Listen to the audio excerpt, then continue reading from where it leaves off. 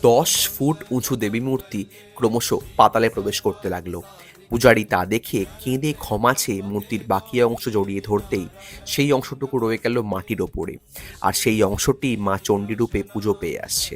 Yes, I am talking about the মাকড় Chandi temple of Makardaha. মায়ের এই নাম থেকেই নাম হয়েছে হাওড়া জেলার এই জনপদটির।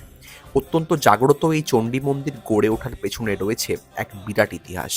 দেবী চণ্ডীর স্বপ্নাদেশ পেয়ে মূর্তি স্থাপন করেন শ্রীমন্ত নামে এক সদাগর। সেই দেবী মূর্তি ছিল প্রায় 10 ফুট উচ্চতার। মন্দির স্থাপনের পর প্রতিদিনই পূজারী বেশ কষ্ট করেই উঁচু মূর্তিতে মালা পরাতেন। এই নিয়ে পূজারী প্রায়ই মায়ের কাছে দুঃখ করতেন যে তার মূর্তি এত বড় বলে মালা পরাতে তার ভীষণ কষ্ট হয়। এমনই একদিন হঠাৎ করেই মায়ের মূর্তি পাতালে প্রবেশ করতে লাগলো। পূজারী তা দেখে মায়ের মাথার অংশ জড়িয়ে ধরলেন। আর তখন থেকেই ওই অবধি রয়ে গেছে এই মূর্তিটি। হোলির পঞ্চম দিন মা পরেন শুধু একদিনের জন্য প্রায় 300 থেকে 400 ভরি সোনার অলংকার।